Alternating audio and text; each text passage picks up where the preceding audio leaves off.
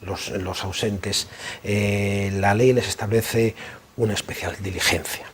Cuando se adopta ese acuerdo a la comunidad de propietarios y se lo notifica, tiene un plazo de 30 días naturales, por lo tanto cuentan sábados y domingos y festivos, para manifestar a la comunidad de propietarios que no se está de acuerdo con la instalación de ese ascensor. Pues en caso contrario, se entenderá que pasados esos 30 días naturales, si no hay oposición, que está a favor.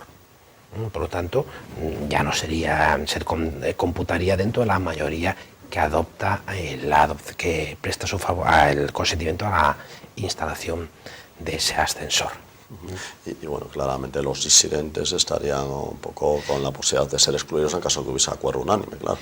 Evidentemente, pero no creas tú que es muy fácil eso, porque estás dando una instalación del ascensor, la cuota de cada piso es mucho dinero.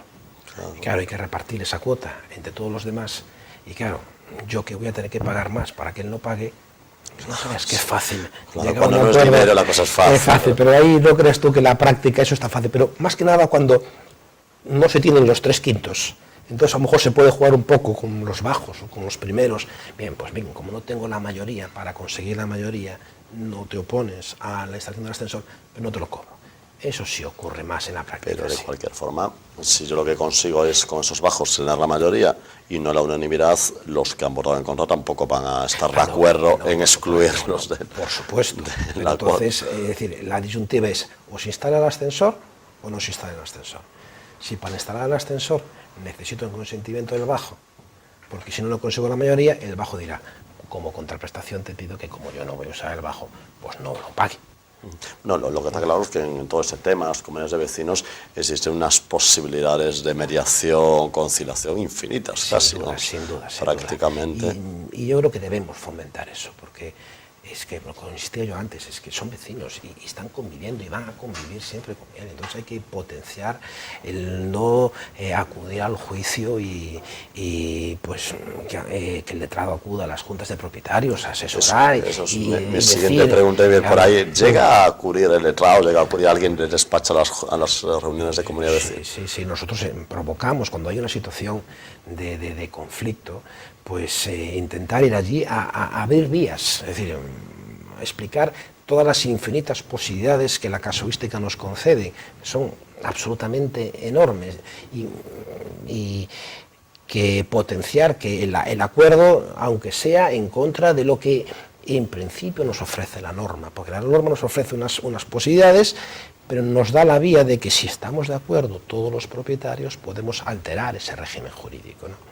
Bueno, yo supongo que los presidentes de las comunidades de vecinos serán los primeros interesados en que vaya alguien del despacho, porque obviamente al jugarse bastante dinero en ocasiones, claro, pues será conveniente que alguien ajeno a los vecinos explique de forma objetiva la situación. Y que permita pues dar los datos suficientes para adoptar una decisión pues justa y razonable a las necesidades y situación y singularidad de los propietarios del edificio, ¿no? Y llegan, bueno, yo no sé si eso lo llega a saber el despacho, pero en fin, llega a pasar que la minuta en la comunidad de la minuta del despacho, en fin, o es el interesado el que la paga.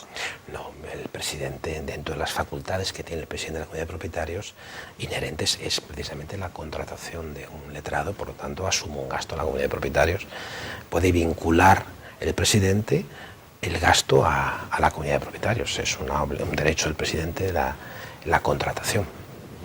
Muy bien, hablamos de cambiar un tejado, hablábamos de cambiar una antena, en fin, de instalar nuevas telecomunicaciones, pero en ocasiones el cambio es mucho más ambicioso y hablamos ya de cambiar todo un tejado, que con la que está cayendo, mejor dicho, con el tejado, pues a veces a una comunidad de propietarios pues está una persona viuda, está un parado, cambiar un tejado puede, en fin, descuadrar las cuentas del más pintado. ¿Eso se llevan peritos del juzgado, llega la cosa ahí o cómo va la cosa? Claro, lo que determina la instalación de un tejado o la reparación de un tejado es la necesidad, es decir, porque muchas veces si la obra es necesaria hay que hacerla, no es necesaria ni la adopción de una mayoría.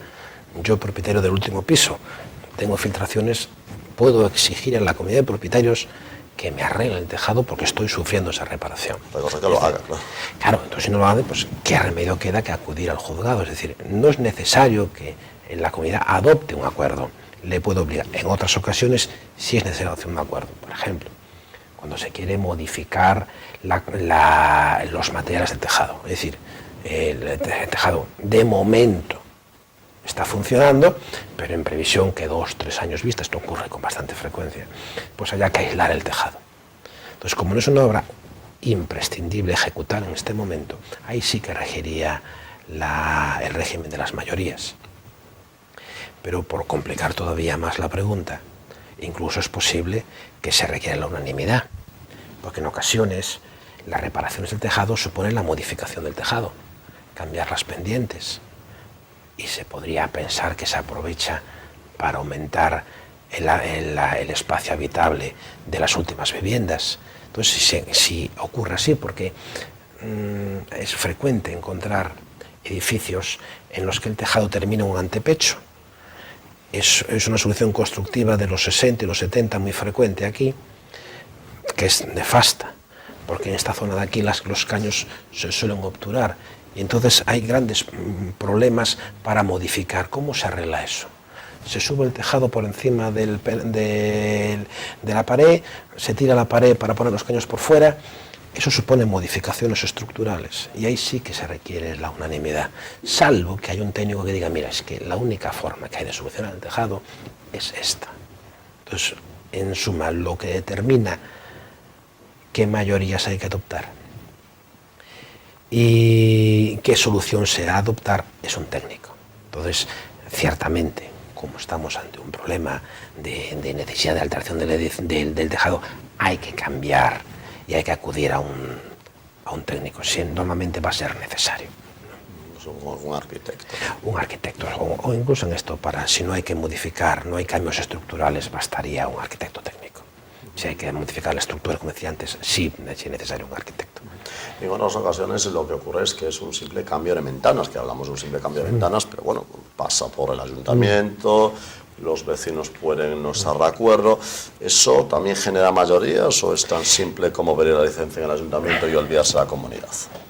Pues como siempre la casuística nos ofrece múltiples posibilidades y centrándome quizás en aquella que es más conflictiva, es que las casas cuando se cambian los ventanales han pasado años y entonces los materiales ya no son los mismos. Es decir, se puede adoptar el acuerdo de modificar los materiales que configuran esos elementos constructivos. Sin duda, sin duda. Los tribunales han entendido que es perfectamente posible adaptar a las nuevas soluciones constructivas. Entonces, si hay que cambiar, pues hay aluminios de una categoría, pues ahora hay aluminios muchísimo mejores. Es decir, yo propietario, no, yo quiero que cambien aquel aluminio porque es más barato que este nuevo, aunque es mucho mejor. No, los jueces entienden que la habitabilidad que se consigue con la estanqueidad de las ventanas se solventa mejor cuanto mejor sea la solución constructiva. Por lo tanto, ahí las mayorías pueden obligar a instalar, sin que se considere mejora, una ventana que sea de mejor categoría que la que había antes. Por lo tanto, ahí bastaría incluso la mayoría, a pesar de que se suponga una modificación de lo que sería pues, un poco la configuración de los edificios, pero sí, regiría el régimen de las mayorías para la adopción de ese tipo de obras, siempre y cuando, insisto, no suponga una modificación estructural, ¿no? De cualquier forma, lo que está claro es que se buscará que el cambio de las ventanas de los distintos vecinos sea las mismas.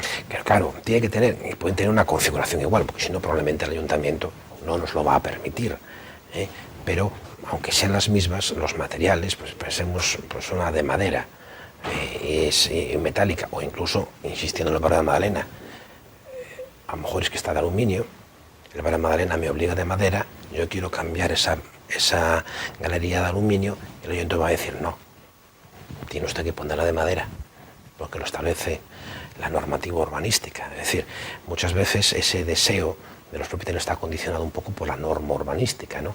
Que nos puede obligar a la utilización de determinado material, no solo el que se desea o porque es menos costoso, pero si no llego a modificar la configuración, si no amplío el hueco Entonces no tengo yo que hacer acuerdos que requieran una unanimidad, ¿no? Bastaría la mayoría de los propietarios. Pero lo que está claro es que pasaría por la comunidad, ¿no? No, por supuesto. Es que los ventanales pueden sorprender, pero las galerías en la Barriada de la Madalena no son de los pisos, son del edificio. De tal manera que un propietario no puede decidir, yo voy a pintar mi galería, porque no es su galería. Es la de todos. Es la de todos, es una fachada, por lo tanto, tiene que haber un acuerdo. Si yo, propietario, que creo que mi galería está en mal estado, solicito de la comunidad de propietarios que se adopten las medidas para modificar mi galería y no se adoptan, entonces, lógicamente, pues me veré obligado a acudir al juzgado porque le puedo obligar a la comunidad de propietarios a cargar la mía junto con todas las demás.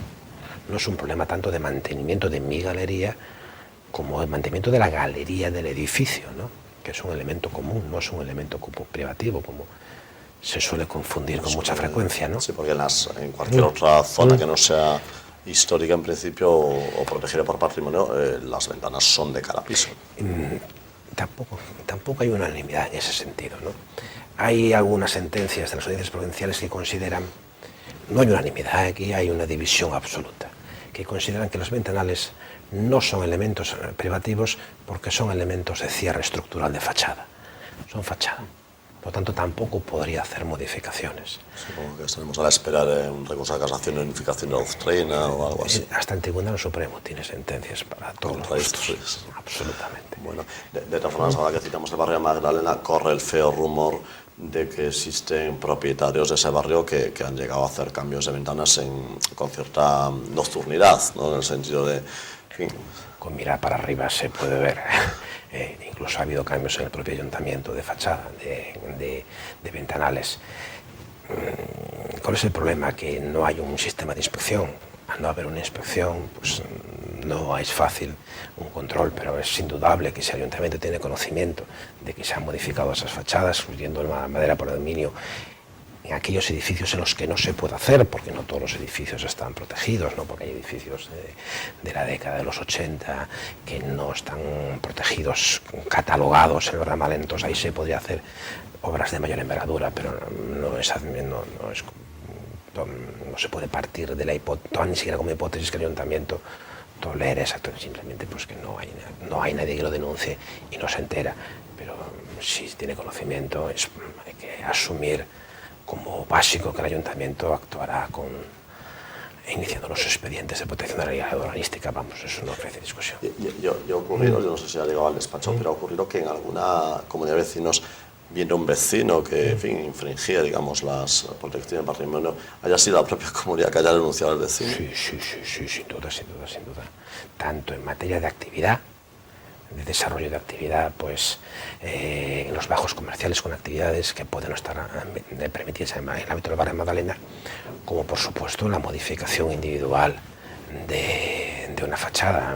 Hace poco a mí estamos tramitando alguno de ellos, uno precisamente, que es un caso así, en que un propietario modifica la configuración del material del edificio, y claro, yo tengo un edificio con una cierta solera y tengo mi categoría de edificio, pues me interesa que se mantenga, y si un propietario me está perjudicando, porque de hecho está perjudicando la categoría del edificio instalando unos ventanales de aluminio, pues tengo un interés evidente en que ese edificio pues mantenga pues mi categoría de protección, ¿no? Y se denuncia al ayuntamiento con mucha frecuencia, además, aumentos de volumen en las partes superiores, hay más de lo que parece. Por parte de personas muy conocidas en la ciudad. Tanto no voy a meterme.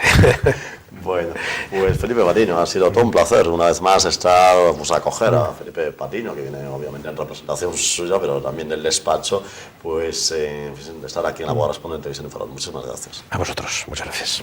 Bueno, amigos, pues hasta aquí ha llegado otra edición de La Voz Responde. Como siempre, les esperamos pues la próxima semana, el próximo viernes, estas mismas horas, estaremos con todos ustedes. Hasta entonces, que pasen una muy buena semana.